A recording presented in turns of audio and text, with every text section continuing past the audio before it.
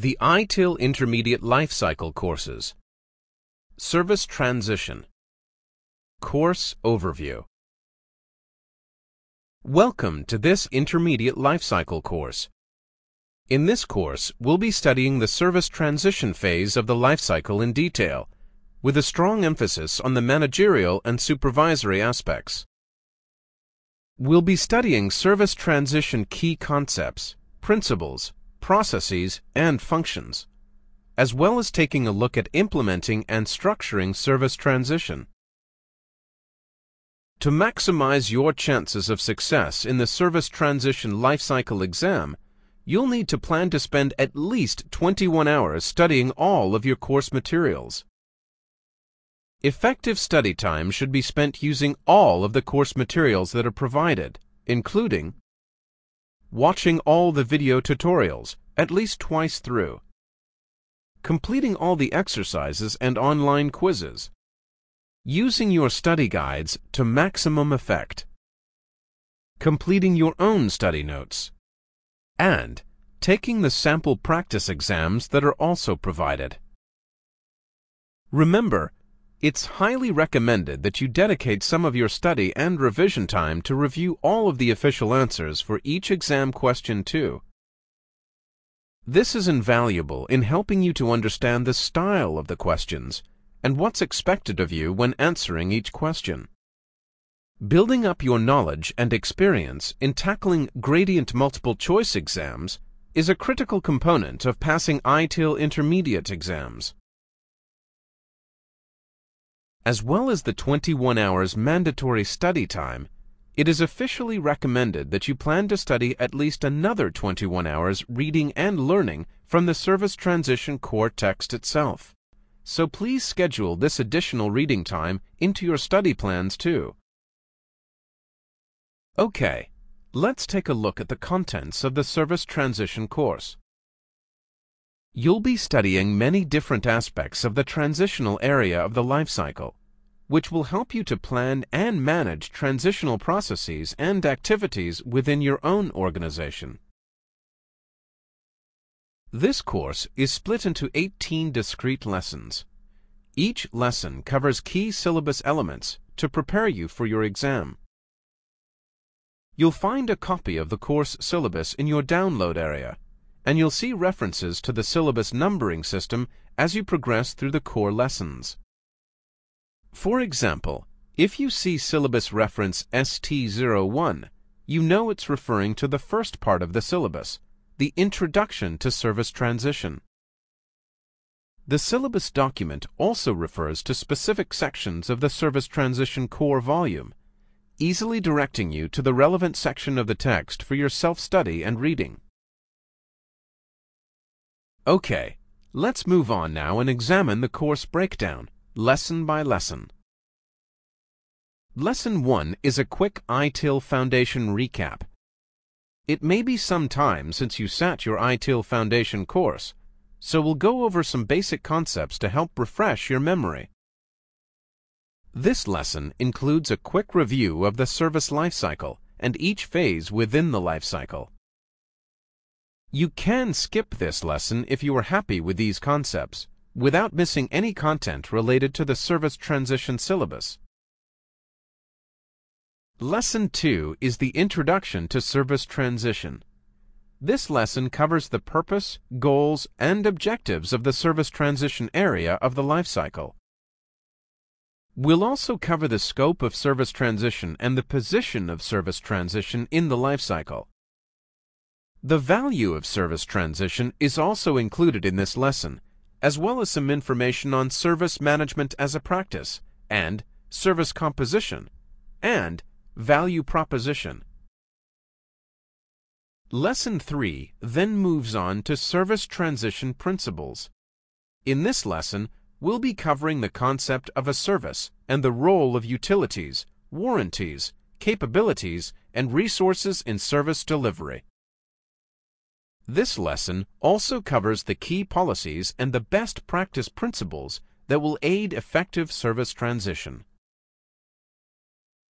Next, in Lesson 4 to 10, we'll be studying the 7 service transition processes.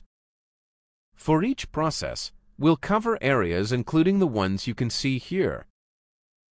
The purpose and objectives of the process. The process scope. Value to the business. Policies, principles, and basic concepts. Triggers, inputs, outputs, and process interfaces. Information management. And key performance indicators and metrics. The processes that sit within service transition and that we'll study are shown on this screen. Lesson 4 is Transition Planning and Support. Lesson 5 covers Change Management. Lesson 6 addresses Service Asset and Configuration Management. And Lesson 7 is Release and Deployment Management.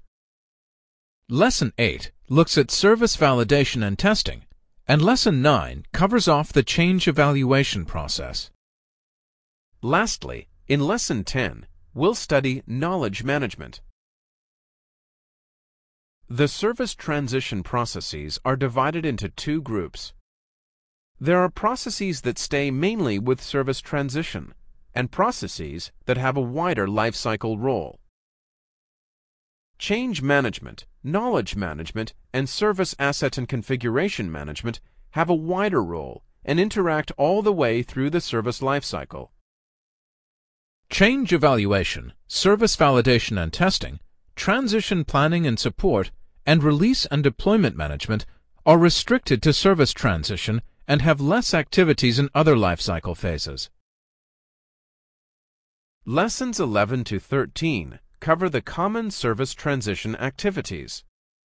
Lesson 11 looks at how we manage communication and commitment around a change. And Lesson 12 includes how we approach organizational and stakeholder change. Lesson 13 also looks at the people aspects of change, with an in-depth look at stakeholder management. Lesson 14 deals with how we organize for service transition. This includes common roles and responsibilities and organizational context, as well as a look at how service transition interfaces with the other phases of the service lifecycle. In Lesson 15, we'll study the technology associated with service transition, including how technology can help to support service transition's integration into the lifecycle. Lessons 16 and 17 address implementing and improving service transition.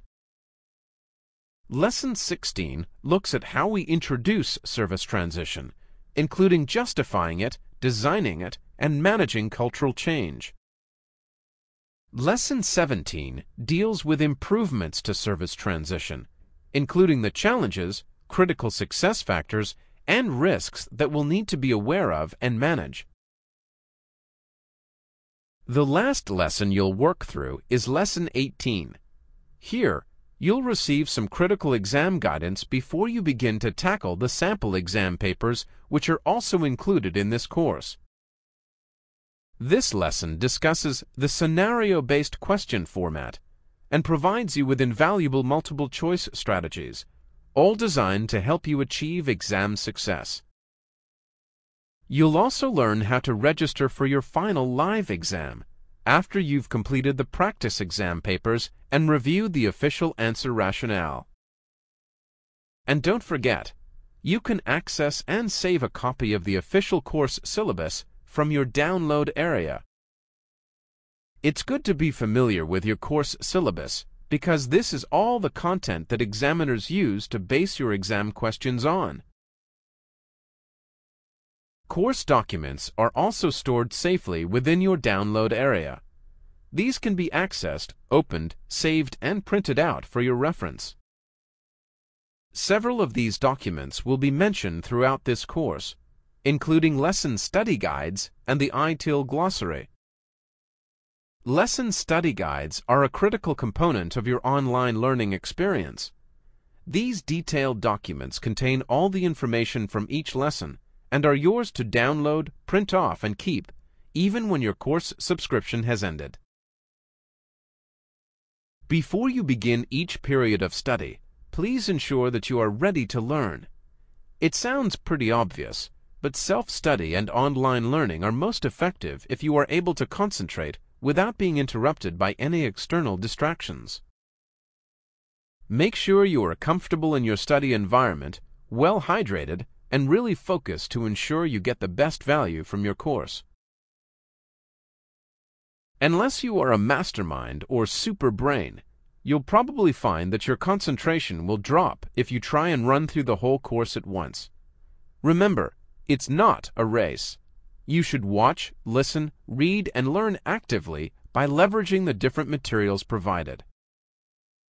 Of course, the huge advantage with online learning is that you can take regular breaks, split your study time into manageable chunks, and study as and when it best suits you.